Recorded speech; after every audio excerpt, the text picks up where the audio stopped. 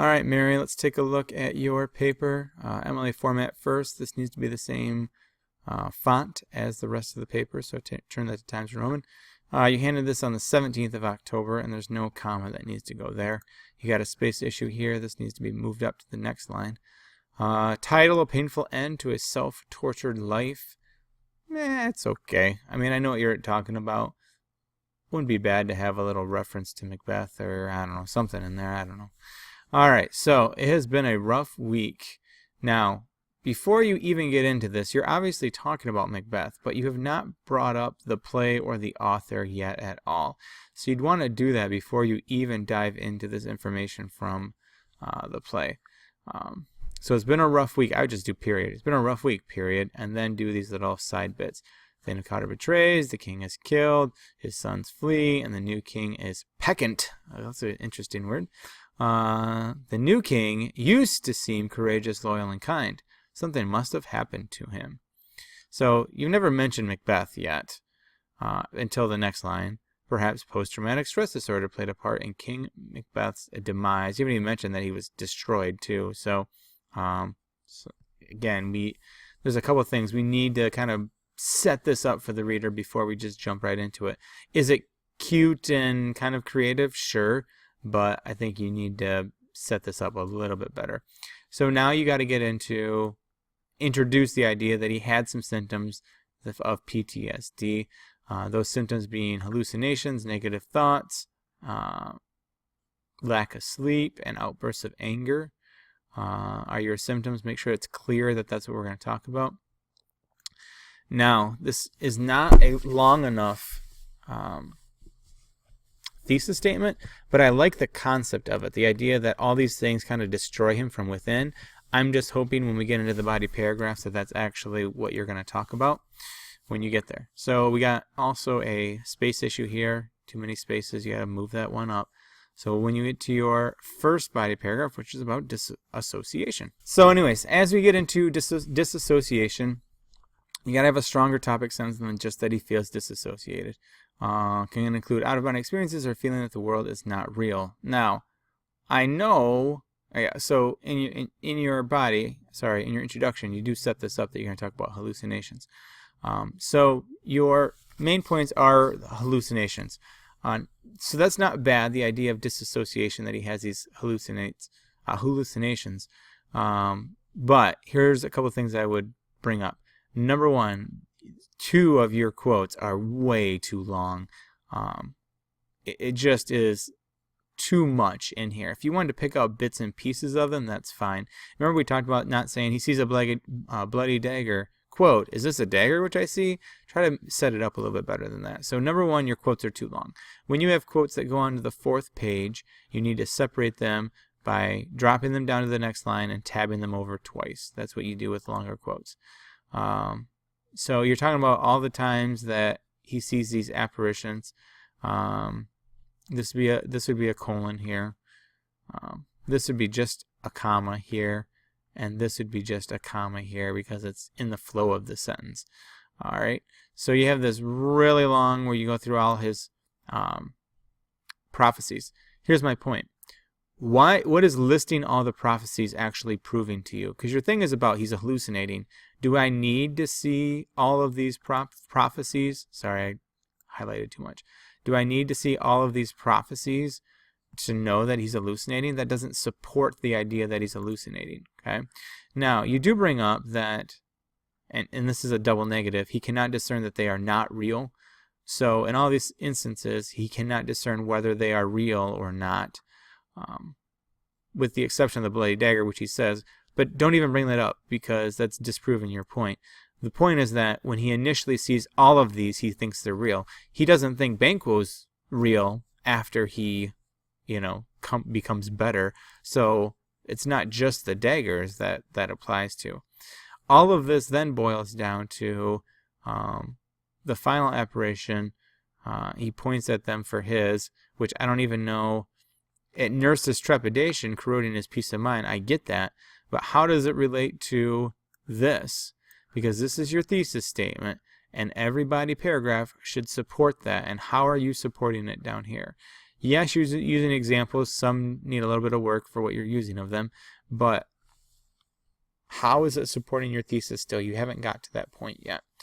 You also need a transition statement to lead you into the next body paragraph and to get rid of these extra spaces here. But transition statement, and then we lead into your next body paragraph.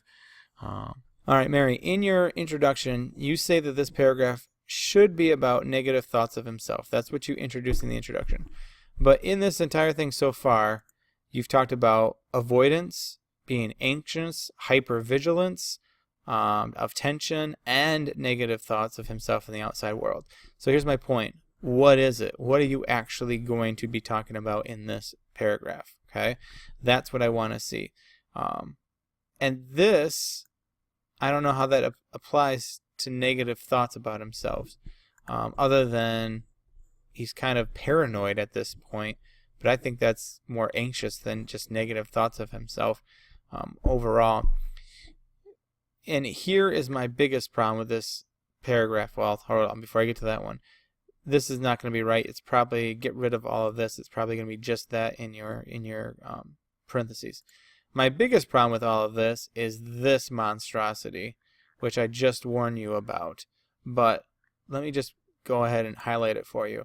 This is the entire, nearly the entire soliloquy that he talks about. What is the point of putting this entire soliloquy in, other than, which I hope this is truly not the case, other than creating a longer paper? There's no reason whatsoever that all of this should be in here. It's not proving anything at all, especially when you don't even talk about it afterwards. Literally, you just say he has negative feelings about Banquo, and then you go into his entire soliloquy only to say at the end, oh, and he has feelings about the third apparition too. Okay? That was these feelings in the third apparition that caused him to murder Banquo. Now, are you talking about Macduff? I don't know what third apparition you're talking about. The apparitions are in Act 4.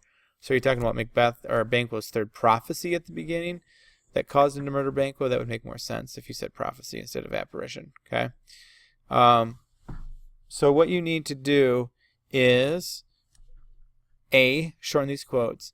B, figure out what symptom you're actually going to talk about, and then C, support them with facts from the play. And then again, you have these outside quotes or outside sources. Have them drive the narrative of your body paragraph, because they're not doing anything right now. And then when we try to get to some kind of thesis building, all we get is Macbeth continues to break himself. Okay, and you have space issues.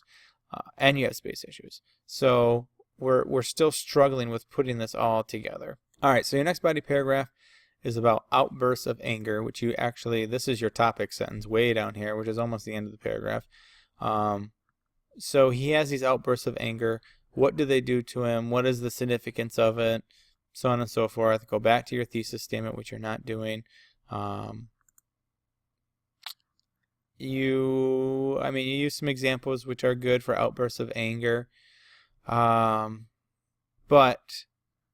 I don't know if it's right to say he's overconfident until the messenger tells him that, because even after he sees the woods, he's still confident in his prophecy that he's not going to be killed. So that may or may not be really true. But you might want to go back and look at that again. Again, don't have a strong connection to the thesis yet. The other thing too is, in your introduction, going back to that, you said that your next thing would be about lack of sleep. So you might want to reverse the order, because it's got to go in the order of what's going on, because then sleep is your last one when it should be your third one.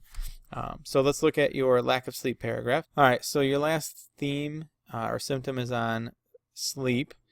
When you get in here, you have a lot more, Mary, a lot more of your voice in here, which I really like reading.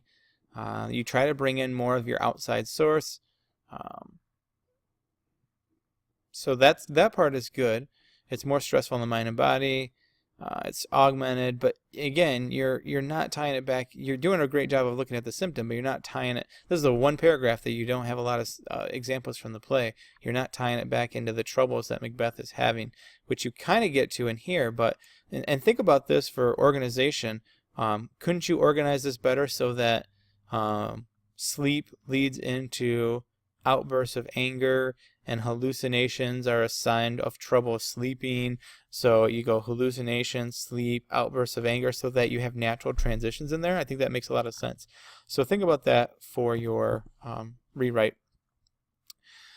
So you start with the thesis again. You have some symptoms in here. You don't have them all. So you have lack of sleep, hallucinations, outbursts of anger, so you're missing some, and you don't have any kind of clincher at the end that you need to look at. Your works cited page, again, we would get rid of this, so it's just that. But your works cited page actually looks good.